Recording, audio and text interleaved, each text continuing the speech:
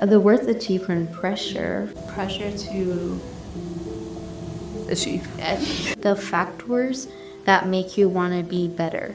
First word that comes to mind is grades. I think the first thing that comes to mind is the issue of mental health. It's kind of something that among students goes unsaid. There's no real way to cope with it. Achievement pressure is the pressure coming from my parents, my teachers. A lot of the friends that I'm friends with have very high academics. They're top quartile people. That takes a toll on me a little bit because sometimes I feel like I'm not putting in enough pressure. For me, I think The students who put themselves under pressure. you have some kind of goal or event that you're needing to accomplish. The pressure that is on you to perform well. How this idea can push so many students to do so many unwise things. Like having to compete with so many other great, talented people. The pressure to always be better than others. Pressure resides everywhere, and achievement isn't just about getting the straight A, but I think it's also about all the other pressures that exist at the same time.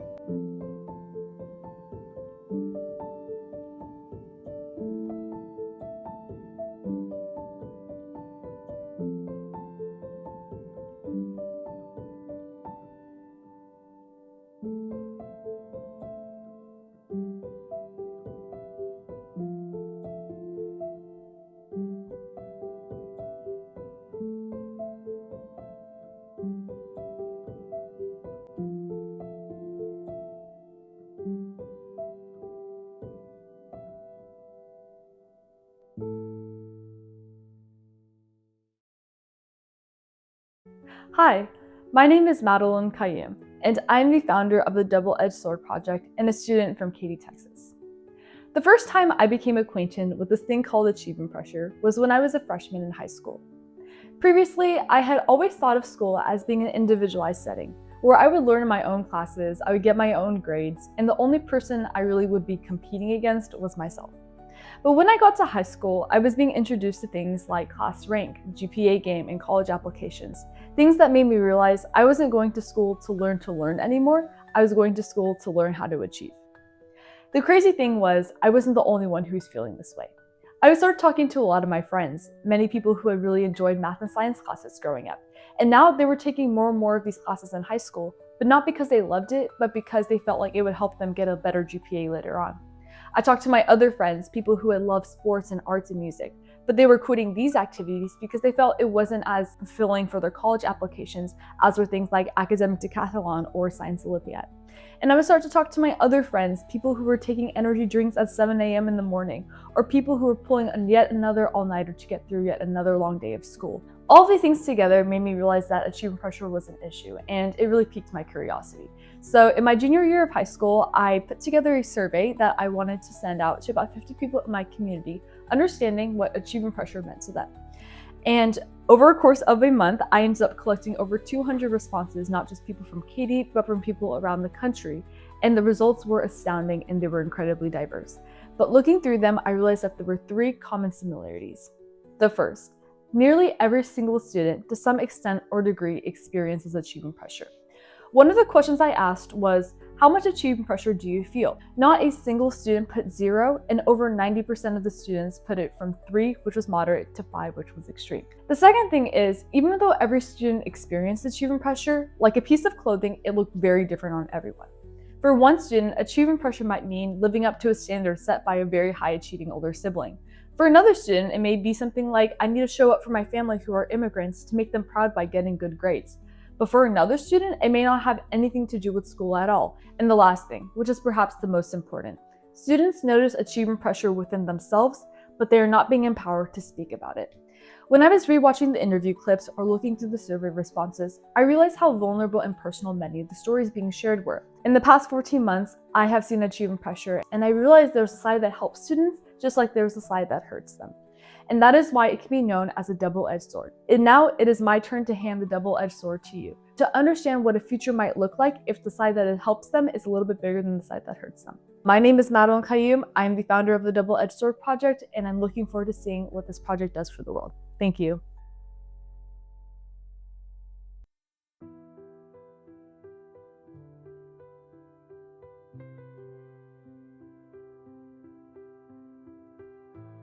My name is Trisha Ross Anderson. I am the College Admissions Program Director at Making Caring Common. We are a project of the Harvard Graduate School of Education. My name is Rick Weisbord. I am a senior lecturer at the Harvard Graduate School of Education and the faculty director of the Making Caring Common project. My name is Ms. Atalano, and I am the College and Career Facilitator here at Tompkins. So I'm Emily Patterson. I am currently a full-time Master's of Public Health student at Johns Hopkins. My name is Teresa Marie Russo. I am an academic tutor, a tutor of standardized tests, and a college counselor. I would say that it's important to talk about achievement pressure because I have seen a lot of students whose mental health has suffered during the college application process. Why is it important to talk about it? Because I think that anything internalized feels a lot bigger than it is once it's actually expressed. If we can talk about it, we can kind of relieve the pressure. We can find connections. We can feel like we're not alone.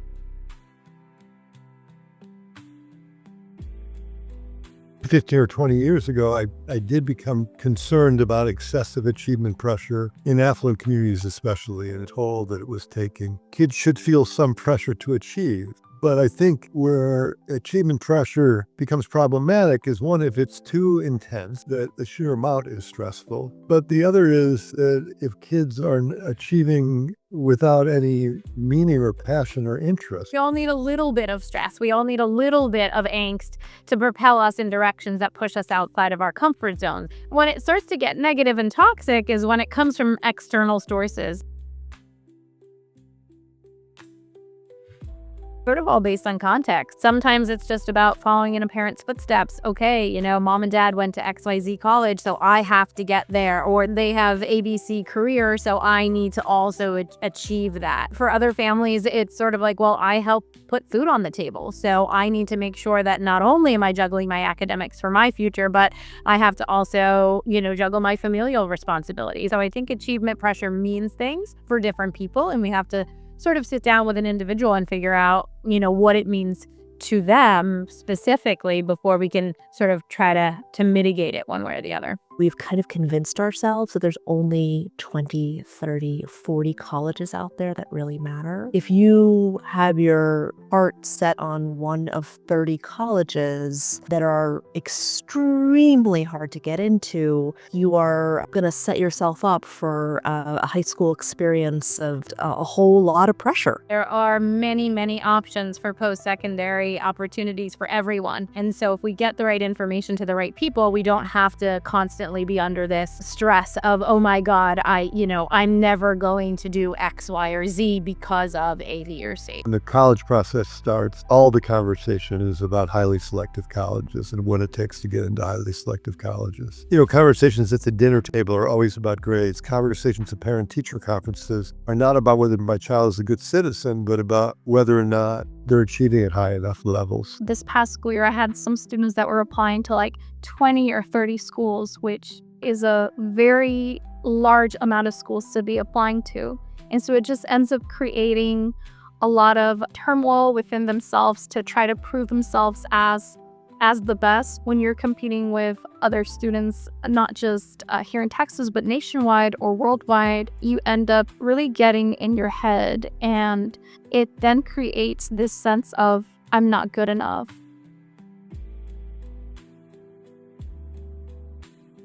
High achievement pressure is correlated with anxiety, depression, substance abuse. There's some evidence that, too much achievement pressure can cause kids to achieve less. Students turn to detrimental behaviors like procrastination, even though they know they can be harmful, because it feels better in the moment. I think achievement pressure can also become toxic because it can compromise students' relationships with each other. It can create hyper-competitive environments. Competing with other really intelligent students, then you can be like, oh, that's like such a hit to my ego, that thing that I've now tied to my identity. It can also compromise students' relationships with their parents, if they feel like their parents' approval or their parents' love is conditioned on their achievements. And that can weigh heavily on anyone, let alone someone who hasn't yet reached full brain maturation. I think it can also bury kids' capacity to understand what they really care about. Every time we had talked to students over the last couple of years about caring and what their barriers to caring were as young people, they would say to us things like, well, I'm a super caring person and I want to get back to my community, but first I just have to take one more AP course, or I just have to get whatever score on the SAT, and then I can get back to my community or help my friend or do whatever. The things I worry about are that people start to just achieve to achieve, that they don't discover what they really care about, what's meaningful to them, that they end up in jobs where they're grinding it out all the time and reaching other high status benchmarks, but never really being deeply and authentically engaged in their work in a way that's really gratifying.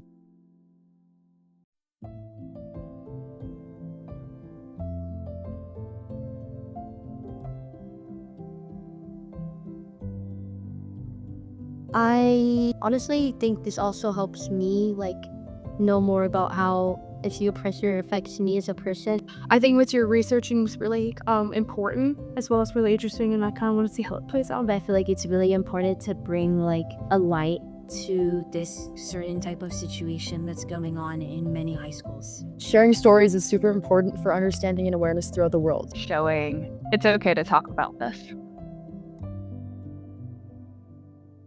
Ever since I was young, I just felt like I just needed to be good at everything. I had to be advanced in every class I took. Once I realized colleges are actually kind of hard to get into, I was like, oh no, I actually have to try now. I do go to a college prep school, which definitely affects how much achievement pressure I receive. It feels like a 9-to-5. It is a 9-to-5. It's tiring. It's a job. You get stressed because you're stressing about your future. And it's really ironic and it's weird.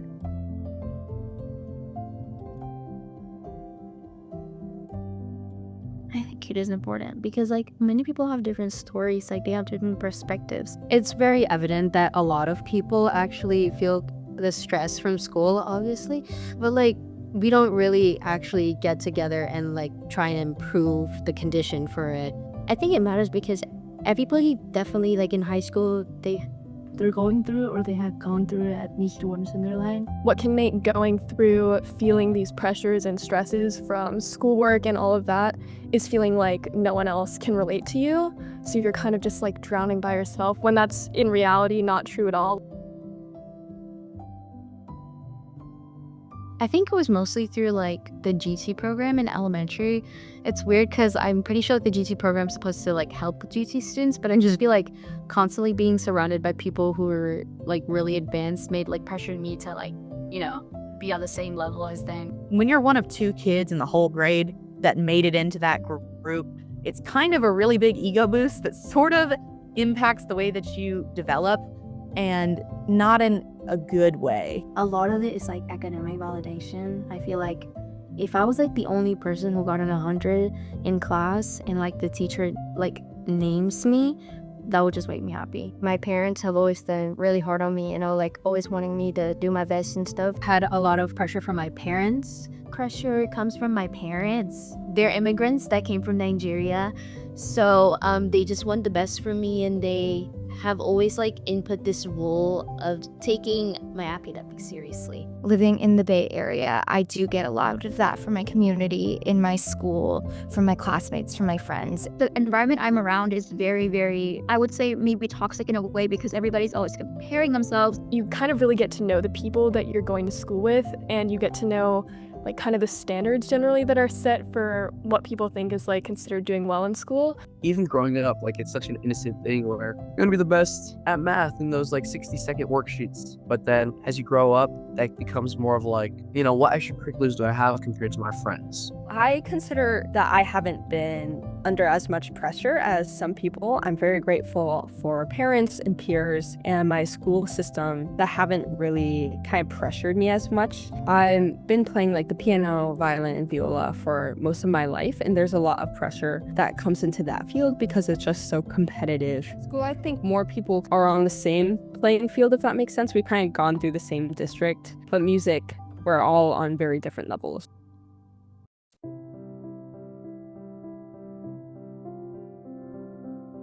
achievement pressure comes from a lot of the identities that I hold. As I'm growing older, I begin to acknowledge my different identities. Like I identify as low income, I identify as a woman of color and an Asian American. I'm first gen. I'm Hispanic, so I do feel a sense of community to other Hispanic people, to other women. Being a minority and being an immigrant, there is a sense of I should succeed. Almost feel like we take so much pride in our identity because then it feels like I need to live up to some standard or I need to really get into college to show up for my family.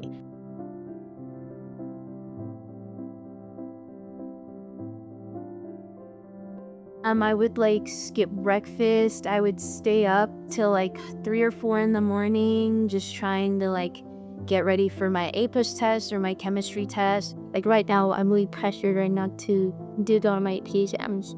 And so I haven't been sleeping a lot because I've been studying for that. It makes me want to do more because I feel like I'm not doing enough. Sometimes I'll be more prone to crash out and I'll tend to push people away, and I've stopped hanging out with people. My friends will know when I'm stressed because I'll stop replying to text. This achievement pressure is almost like, do you want to have fun now or do you want to have fun later? Because you're working towards your future.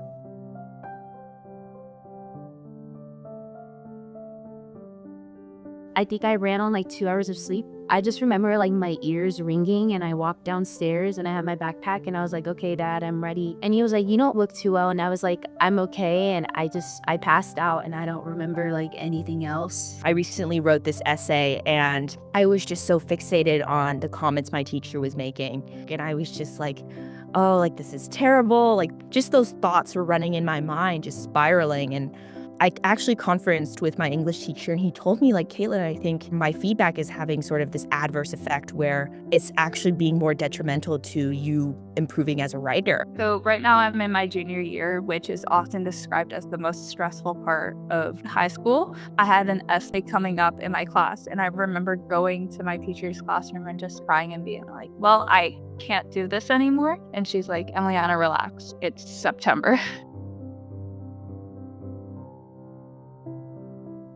I mean, number one, I think about the toll it takes on our mental health. The disadvantages are like stress, based on anxiety. It's like if you're not stressing out about something, then something's wrong. I think achievement pressure kind of draws the box that you feel like you have to live in. If I didn't have this pressure, I feel like I'd be able to do things more freely or try things out. Why can't we just do things out of the love of doing it? Constantly comparing yourself to other people can foster unhealthy feelings towards yourself. Why can't I do this? Why am I like bad? Why am I behind? Oh my goodness, I'm doing all of this and I'm such a mess. How is she doing all of this and she's so well put together?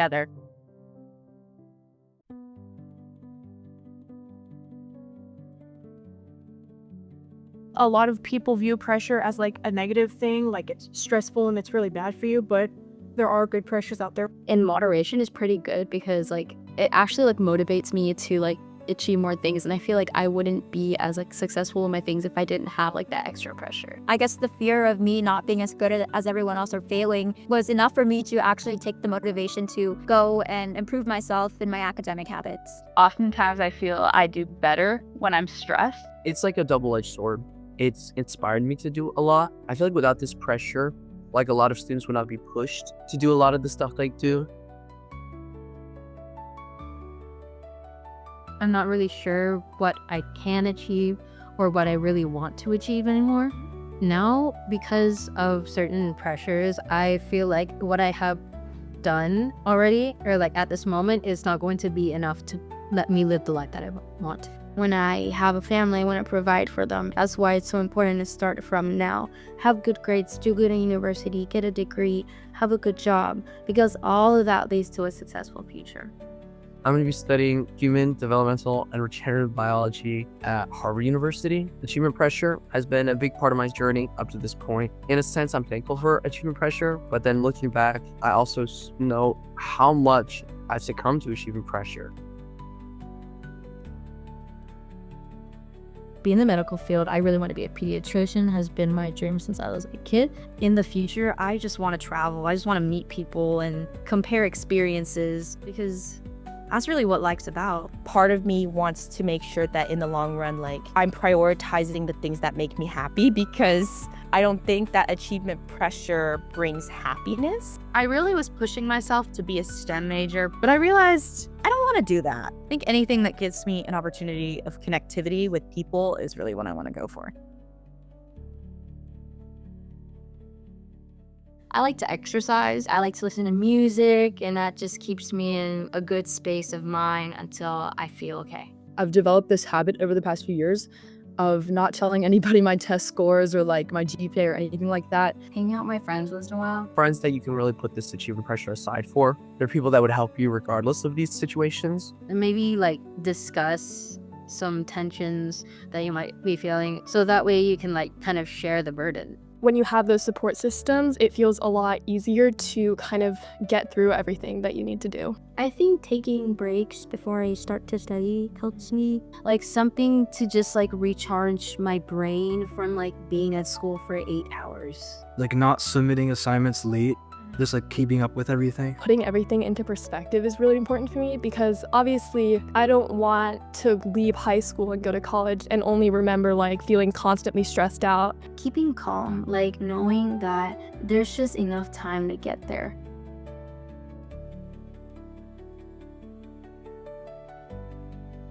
As students, we already put a lot of pressure on ourselves. And sometimes we don't always want to talk about college. Parents tend to just completely target the problem itself and be like, oh, your room is messy, instead of realizing why my room might be messy, because of like how I haven't had time to do any of that because I'm constantly like working because of like achievement pressure. There's not one or two ways to help students get over it. I think it's a very individual process. Anybody has a different level of like how much they can handle. They're the adults, and they also cultivate the spaces that their students are in. They have that agency. They also have the power to make their classrooms less pressuring for students. Give students a way to communicate without pressure of being judged. You can still fail that test. You can still fall out with that friend. You can still not get into that program. You still might not go to that exact college. No matter how much effort you put into doing something like that, you can never always achieve what you want. It is statistically impossible. You're not going to be perfect all the time, and you just need to accept that. There's gonna be days that you think, oh, you're not achieving enough, obviously, because your peers are math Olympiad, science Olympiad people. It's okay to fail.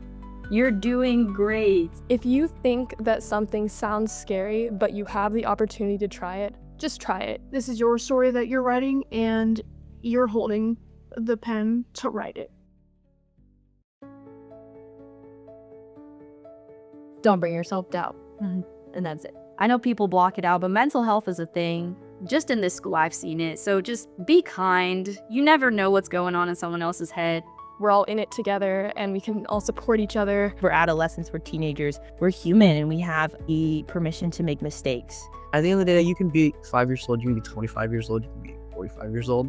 You're still a kid to someone. And so to stop taking yourself so, seriously and put so much pressure on yourself. I think I would take any advice that any other interviewers would give, because I think everybody who signed up for this interview genuinely cares about this issue. And I think Madeline cares a lot about this. All of us are coming from a place of not only have we seen it firsthand, we've lived it. And none of us have the intention of you living through it too. Take it full-heartedly. If you're an educator, try to implement as much as you can. Try to give those safe spaces for students to feel that they can come forward. Oftentimes, that's what held me back from communicating my feelings, and it just put me in a worse situation than had I just said it first.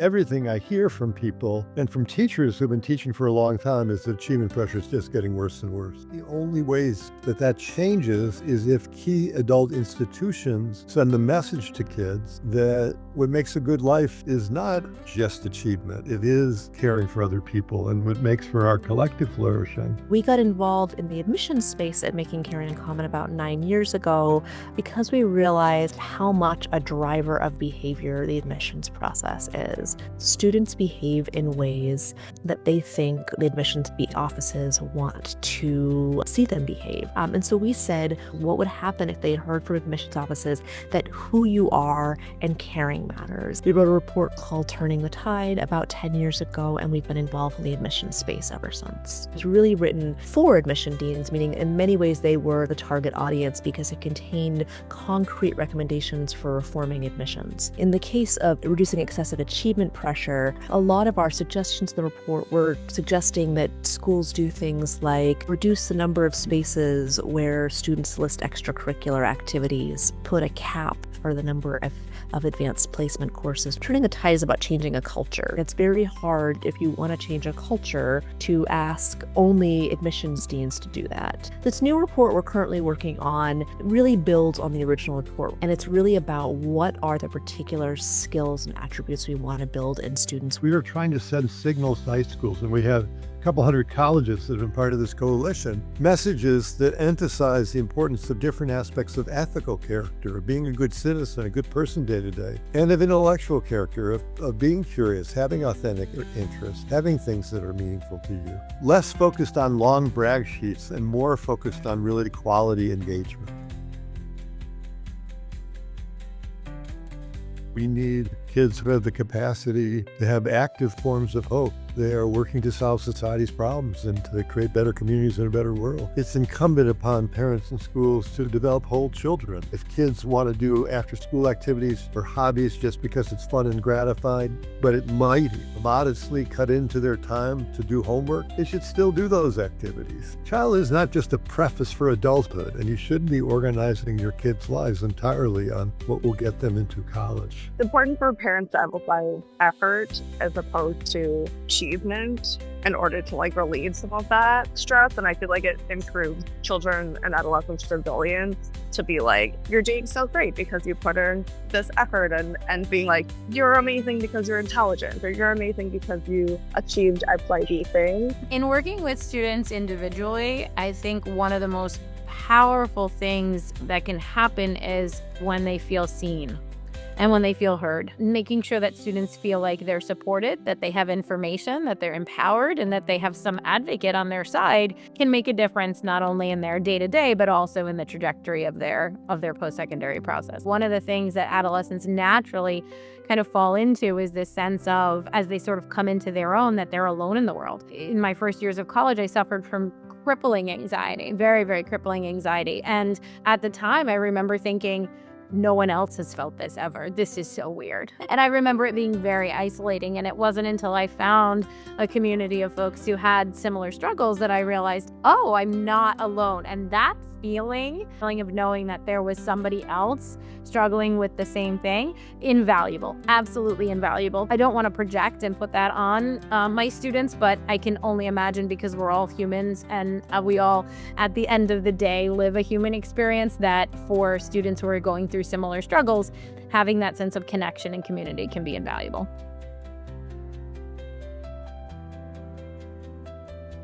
Really ask yourself, what is it that you want out of a college education? A lot of times I see my students get caught up in, I want to go to the best university. And when you get caught up in that, you start comparing yourselves to your peers and you start thinking, I'm not the best, or how did I not get into XYZ university? When you start thinking about, well, what is it that I want to get out of that college experience? It's a degree. And I think just reminding yourself that wherever you end up is going to be the place that can get you to that career that you want. What matters so much is the fit of an institution and thinking about who you are and what you want out of an institution, and kind of asking these hard questions is a really important part of the college search process. I would encourage parents and students to have those conversations as much as possible, thinking about is this the right place for me and why? When families understand what the process is, they're better able to help their students. We just need to take a collective breath. It's going to be okay. Be kind to each other, be kind to one another, but also be kind to yourself, because there's a lot going on. And when you talk about achievement pressure, usually you're talking about students that are trying to climb one ladder or another. That effort there, that's what really matters. It's not so much what rung of the ladder you get to, it's the fact that you even want to be climbing. And I think that if we all support each other, all support one another, we can really help make this stressful time a good stress, not a negative toxic stress, but make it, hey, this is a time of change, this is a time of growth. Let's make that exciting.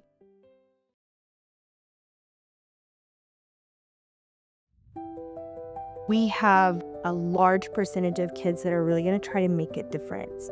And it's interesting if you listen to some of the speeches they give or some of the presentations they give and the things that they want to do, whether or not they're going to change the world, they want to. You're growing up a little bit quickly, but not in a bad way. I'm picturing you as adults. I think that you guys are yes, you're trying to figure out what path that you're going to be on and what you're going to be when you grow up, but you're also trying to figure out how you can make a difference and what can I do now, and whether it be I want to figure out what I can do so I can have a good college application, or you just truly in your heart want to do something good. There's so many people that are trying to do good that I really see less and less of the bad and the negative and the evil, and I'm seeing more and more of the good and the positive. And the things that y'all don't understand, you'll figure that out. You don't need to understand everything right now, but the fact that you have this positive desire in your heart, that's something that's going to change our society. As y'all go out and disperse into the world, hopefully y'all bleed onto them more than them onto you. So you think there's something to look forward to? Oh yeah, I think there's a lot to look forward to.